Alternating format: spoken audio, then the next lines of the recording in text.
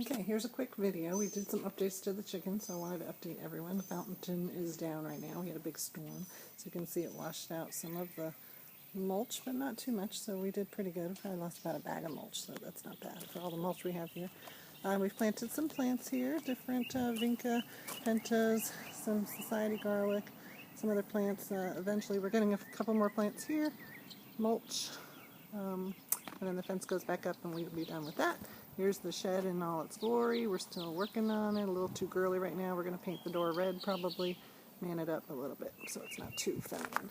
Tiki Man, I guess he makes it look not too feminine. Okay, so we're coming up the path. So what we did was we added a fence to keep the chickens a little more away from the whole yard when we don't want them in the whole yard. So this is just some netting I bought.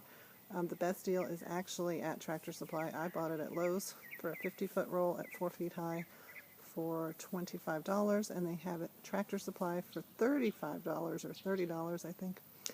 100-foot roll at 5 foot high, so that would actually be better. The posts were pretty expensive. I shouldn't have bought them, but I'm taking most of them back. They were about $4 or $5 each. I'm sure there's a cheaper way.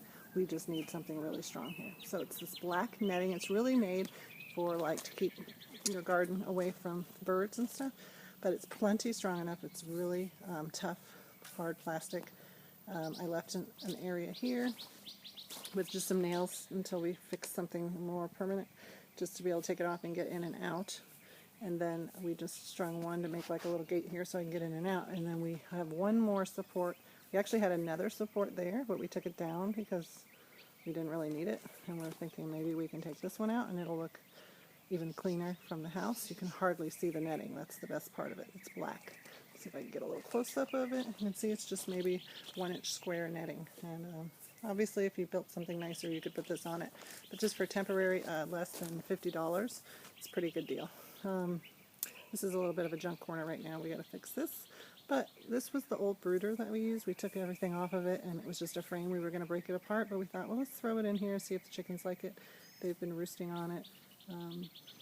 So we're going to leave it here for a little while. Composter I'm probably going to get rid of because I'm not using it as much as getting compost straight from the floor of the chicken coop. Chair, if I want to sit on there, the chickens like it too. And then here's the chickens. So we attached it straight to the coop.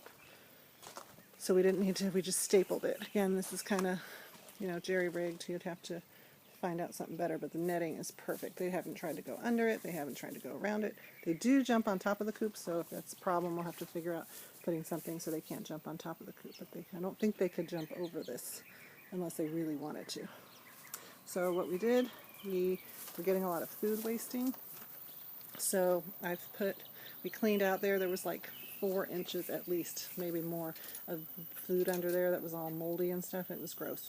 So we scooped everything out that was in there. There was some pine bark mulch, and I put straw down because I had a bale of straw that they were using in the coop in the run. And then I put a tray under. There's some wheatgrass in it now, just till they're done. But there's just a black tray under there, and I'm going to see so if they scoop the food out of the tubes that it will go in the tray as opposed to going on the floor, and then I can figure out, we'll get a better idea of how much food they're wasting too. So, like I said, that's just wheatgrass in there that they like actually. So, and then their food is in there, and then their grit in the corner.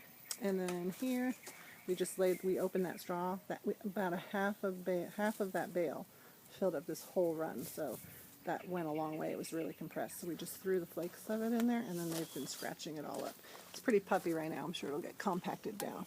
So the negative, I've got a different waterer. Still not happy. Didn't like the nipples. Didn't think they were getting enough water, and it was hard to keep the water cool because we didn't have it in a shaded area and it's so hot here. So I got this watering thing that I can see, and I can even see from the house if it's low, and it's a lot easier to fill and deal with instead of the metal one. The metal one was vacuum, and if it went too low, the water would come out. It also, you couldn't see, so you didn't know how full it was, and it was heavy and much bigger. This should work better, and it was $6.99 at Tractor Supply. This was where the hay bale was and a roost, so we're going to I have a big piece of wood John's going to mount across here so that they can roost from one end, from here to here, and they're going to like that because they are always roosting back here, but it's getting a little tight for all of them, and it's a lot smaller piece of wood. And they don't have a straw bale in there now, so they'll just have to deal, but I think it'll be cooler without it. And once they have the roost, that's enough. and I can always get another straw bale. I put some bamboo fencing along the back to give them some shade. It's actually a double layer, but it was $10 for the roll, so I think that was a good use. Still let some air in. Don't know how long it'll last, but if it lasts through the summer, that's all I need.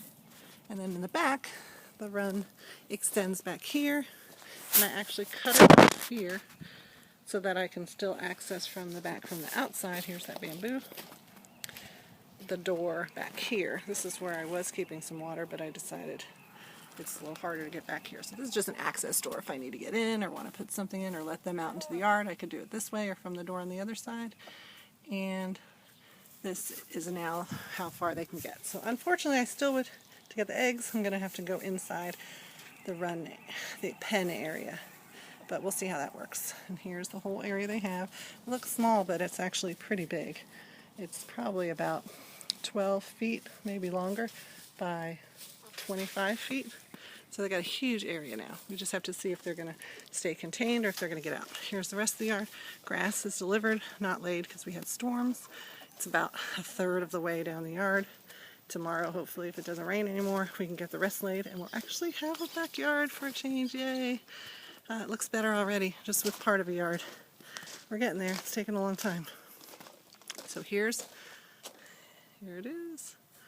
And here's their pen. We'll see if they stay contained. If they jump out over that way, we're going to have trouble. The plan is now just to let them out when we're home. So hopefully there won't be a chance for them to escape unless we're home and we can see it. There's the update.